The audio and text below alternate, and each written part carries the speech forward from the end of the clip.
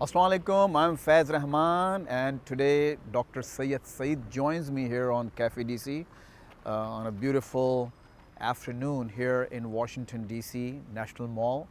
And Dr. Saeed actually just came back from Pakistan on a State Department sponsored visit, and basically he met a range of Islamic scholars and leaders while he was in Pakistan, along with Ambassador Rashad Hussain and his deputy Arsalan Suleiman. So we'll just first talk to him about his visit. How did it happen? Why they had to go to Pakistan in this delegation, and what transpired? And what's your impression after you come back? You know that this is our 50th anniversary of Islamic Society of North America. Islamic Society of North America, of which you are a founder. Yes, and yes, then I you were have been also president for a and, long time. You were yes, Secretary General for a long time, and now I am here in Washington D.C. My office is here on the Capitol Hill, so I am the national director.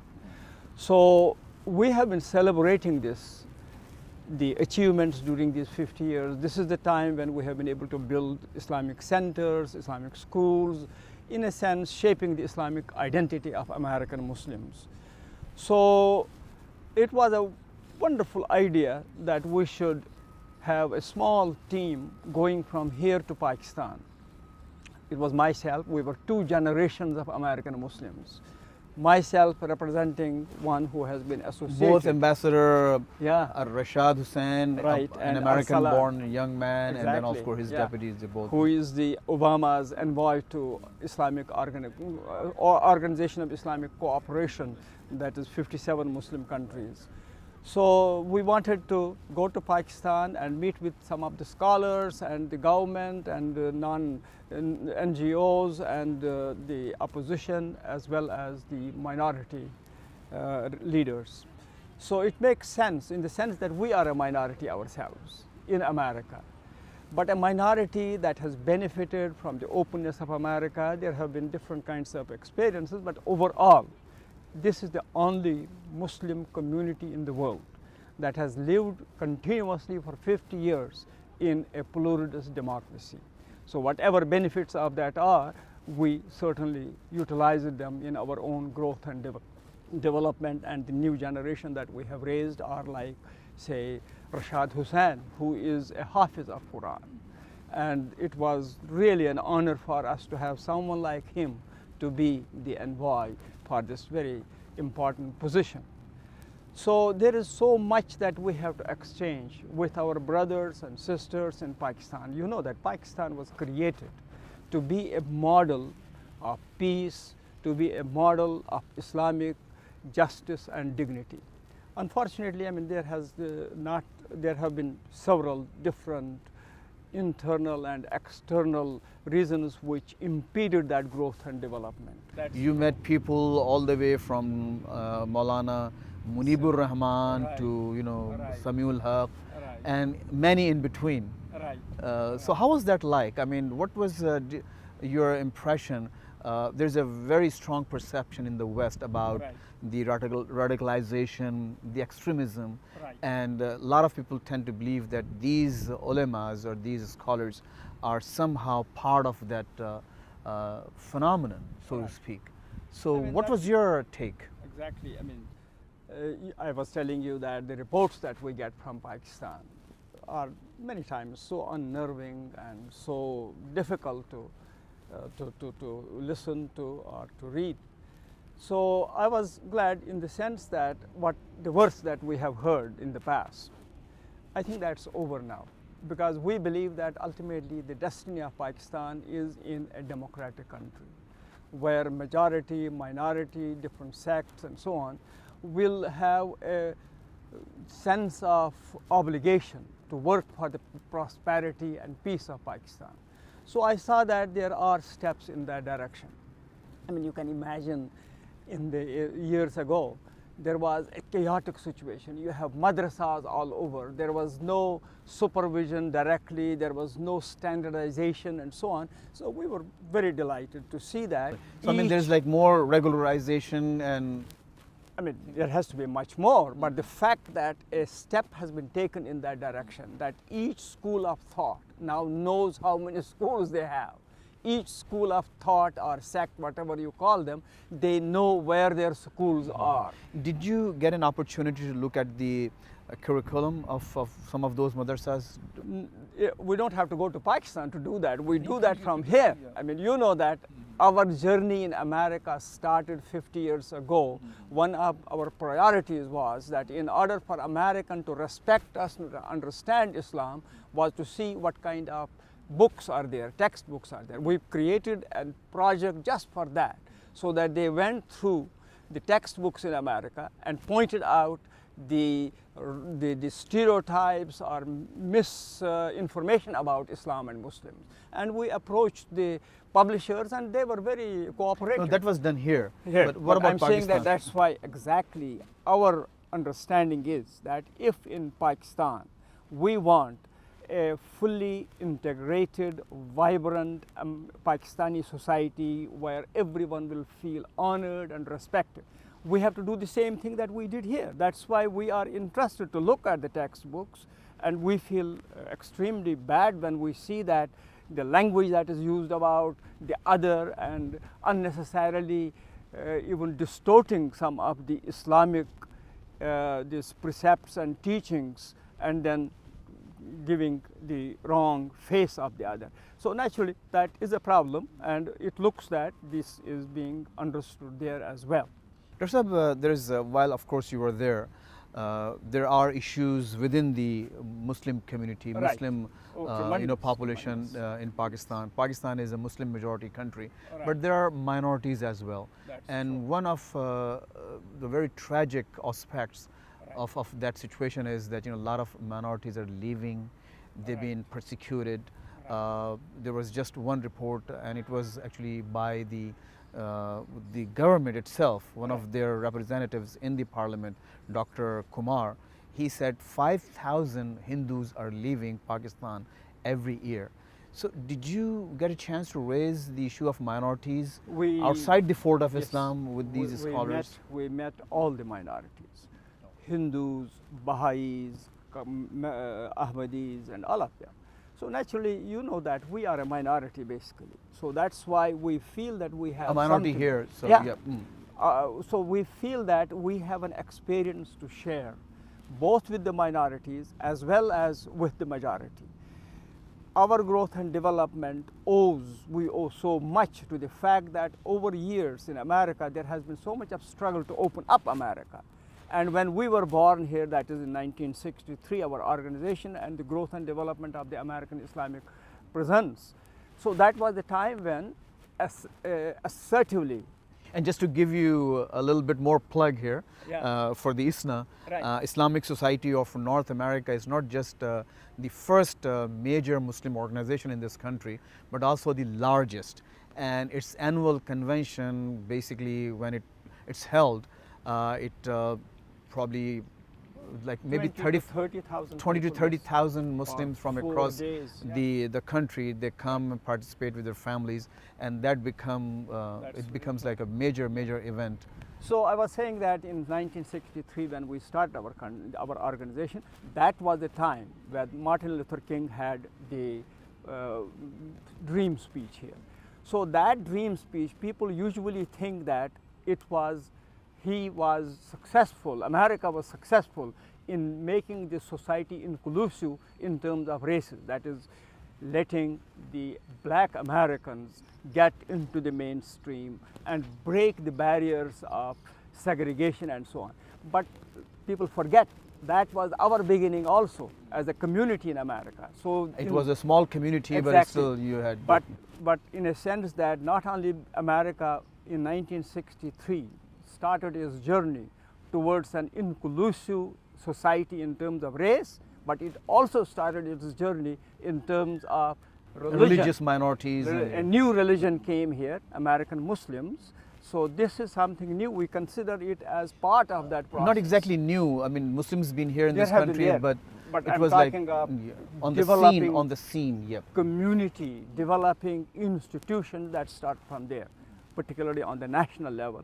There have been always when the Muslims coming and going, but there was not that kind of community presence organizing Muslims and so on. Though that started. I mean, Muslims, here. Dr. Saab, in terms of being a religious minority in this country, is a very unique minority because That's right. it's probably the most diverse group of people Right. in this country. Right. People from Turkey to Bangladesh to the Middle East, Pakistan, India, very true. Vietnam, Very true. Malaysia. Yeah. So, do you think, in your opinion, how fragmented is the Muslim community here, and what efforts are being made, by you and your Right. organization Right. to make it a little bit more assimilate and have a unified platform? That's right. But you have this struggle on both levels. One is that America itself has learned to live with pluralism. When Catholics came here, they had to struggle. When Jews came here, and Catholics and Protestants were cutting each other's throats in Europe, but here they learned how to live together and build and enrich America. Jews, that they were treated so bad, and ultimately after Second World War, that there was major massacre, the Holocaust. But when they came here, it was a different treatment. They are fully participants of the American dream. So therefore, when you have that kind of precedent, the flow and the direction of history, so we were not new in that experiment. So we also have participated in that American dream. So the success of our organization, as you were asking the question, how did we deal with sectarianism, how did we deal with extremism and so on. It's amazing to discuss these things in greater detail. So this is the only organization, Islamic organization in the world where majority naturally is Sunni, but we had several presidents who were And of Shias. course, the 9/11 happened, Right. and then this report, this commission, which was Right. appointed by President Bush to understand the reasons Right. of those terrible attacks. And your organization, I think, Right. has benefited from that report. Definitely. But Dr. Saab, before we discuss that, we have to take a short break here. Okay. And when we come back, again, we're going to discuss this report, how Muslims have been actually able to use some of the recommendations of that important report. But also, we're going to get into what is absolutely. There's a lot to talk about. You provoked me actually about the Shia Sunni, for example. So this is the only Islamic organization in the world where Sunnis as well as Shias have been at the helm. Yeah, I of think, affairs. I mean, it's not wrong to say that it's a great example how all these different minorities within the religion and how different thinking and ideologies can come together and live peacefully and hold their conventions together and celebrate their success together. So please stay. Yeah. So let me just take a quick break. Please don't go away, and we'll continue after this short break. Each week here at Cafe DC, I go one-on-one. Politicians, literary giants, activists, power brokers, and many more from different walks of life. And focusing on what matters is my cup of, shall we say, coffee. Matters that make a difference in the society. Watch me, Faiz Rahman, on Cafe DC every week only on PTV World. Welcome back. I'm Faiz Rahman and you're watching Cafe DC. And let's just go back to our guest, Dr. Syed Saeed. Dr. Saab, when we took the break, we were talking about this pluralism within the community. But before we actually get into that topic, I also want to touch upon this perception. First, America does have a very strong presence in the Muslim countries around the world. Every Muslim country has some kind of a very strong experience with this country, and there is a perception that America is not too friendly when it comes to the foreign policy. American foreign policy hasn't been very popular, and on the other hand, we have a very strong American Muslim community. And again, quoting some of the perceptions and thoughts from Pakistan and from other societies, that the American Muslim community basically has been an apologist for the American policies in the Muslim world. Do you see it that way? No, I mean, how could we see it that way? We are full-fledged citizens in this country. We participate at every level. We have consultations with the federal government, with other state governments, and so on. So our people have to be ready for that. We should be fully aware what are the issues and what is our position so far as our interest is, whether it is interest here or whether it is interest in the Muslim world. So there is no possibility of any apologetics because our interest, this community comes first in that sense. And luckily, as I told you, that America is committed to that kind of pluralism, and it has done it in the past with all these different diverse races and diverse religions. So therefore, we are not the first. There are others, and we are struggling. So the other thing is that I was telling you earlier, 911 Commission was established by George Bush. They came out with a thick report. It had a couple of things which were very critical for us. I used to use those days whenever I would go somewhere because there were two things. One was that American Muslims had nothing to do with 911, which was conclusively It was established by the report. Established by this commission. So it was good for us to show it and to show it as a document. But it had two more things. One was that it said that America is very, very ignorant about Islam and Muslims. Therefore, the commission had recommended that there should be extra efforts in America. Every university should have a department of Islamic studies, chairs in Islamic studies. Colleges should offer Arabic, Persian, Urdu, Turkish, and Muslim languages. So there should be resources mobilized in this direction.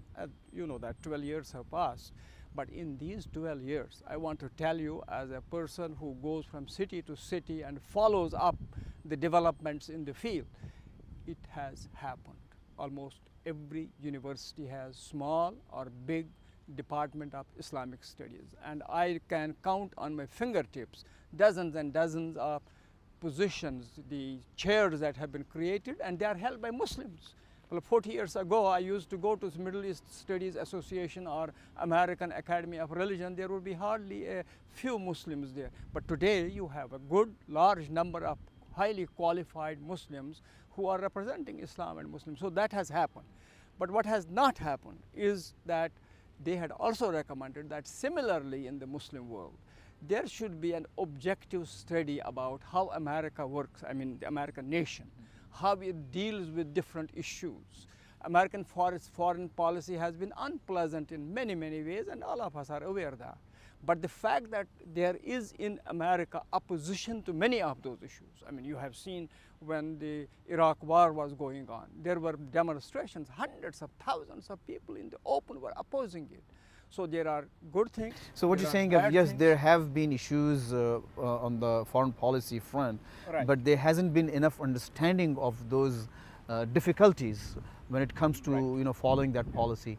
In those Muslim societies and Muslim communities Right, around the world. but it's not only the policies. I'm saying the American society America itself, what is it made up of? It is not England, it's not France, it's a country of immigrants. How did it start? How was it able to have that freedom of religion and yet see the largest number of Americans going to churches and synagogues and mosques now? Why doesn't that happen in Europe? Here it was freedom of religion. American religious organizations were given that kind of autonomy. The wall that they built between church and state proved good for both.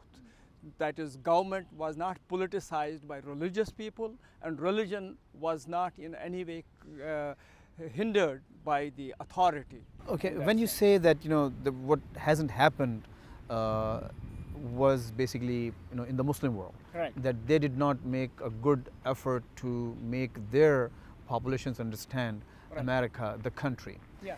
Why do you think it was so incumbent upon them, and being foreign countries and America having no influence on those governments, Right. why would they make such an effort? Because America ultimately is the oldest democracy. It has made experiments on different things.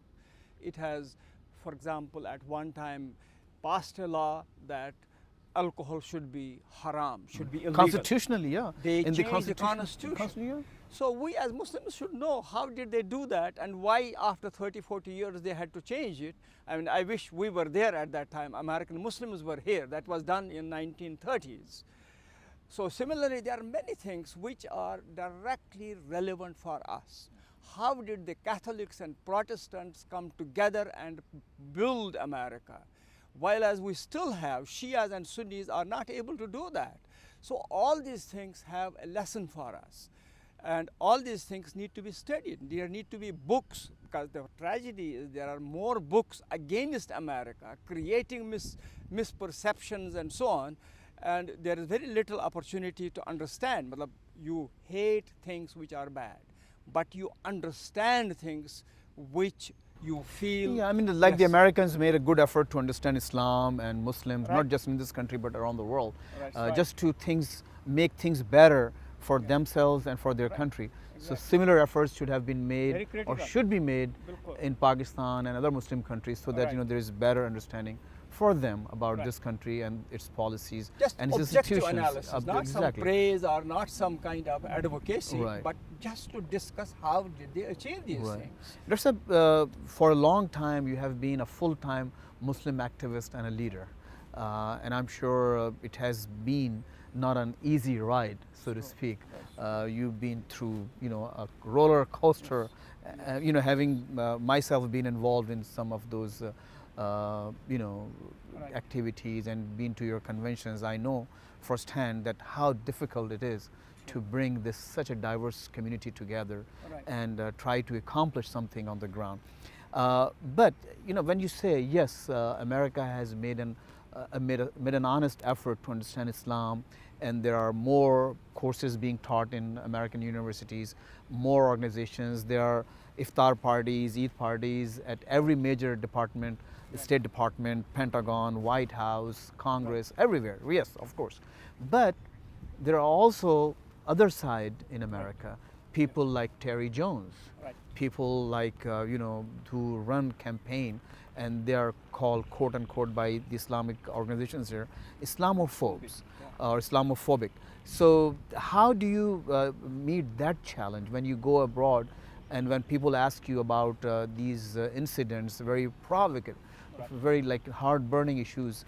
Right. So you must be in a very difficult position to explain. No, I that. mean not when we are talking to others, but it is our problem here. We have to work on that. So let me tell you, it was 2010. Obama had been elected in 2008. So naturally, there were many Americans who were not yet happy with this change, a black man sitting in the White House. And in 2010, when the elections came, so that resentment showed its expression in terms of this Tea Party and other conservative movements.